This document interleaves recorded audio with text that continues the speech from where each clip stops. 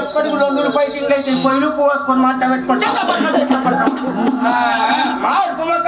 ఇనుప గజల తల్లి తిరుగుతుంది ఆట అంత ఇనుప గజల తల్లి అంటవరయ్యా.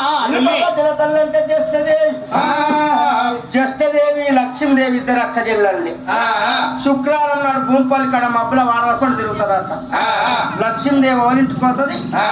ఏ తల్లి ముసి ముసి మబ్బులు వేసి ఇల్లు కట్టుకుని వాకిళ్ళకి స్నానం చల్లి సిరిమల్ల ముగ్గులు పెట్టి తానం చేసి తులసమ్మ కాడ పసుపు కుంకుమ పెట్టి ధూపము దీపం పెడతాదో వాళ్ళ ఇంట్లోకి లక్ష్మీదేవి పోయి కూర్చుంటుందట.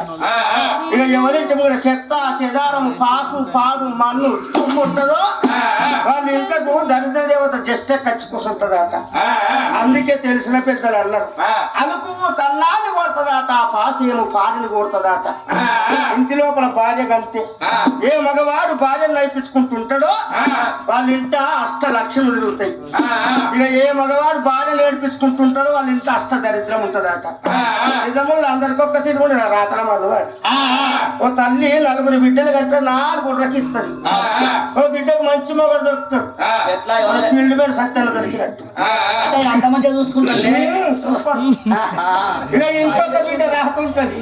ఆ బిడ్డ రాతను కొండ పోయి ఊరు మొదలు పాతరా పెట్టా భూమిపల్లి గేటుకు మొగడు పోయిందంటే దానికున్న బుగ్గులో పడకుండా అంటే గద్దెందుకయ్యా ఆ సోపతిలో మనవాడ గేట్ కాడిపోతే 2 దుకాణాలు. వాడు కలిసే వీడు కలిసే ఓటెనక ఓటు 3 కోట్లకు వస్తుంది. వాళ్ళ ఆడికేళ్ళు పెట్టుకుంటూ వస్తారు.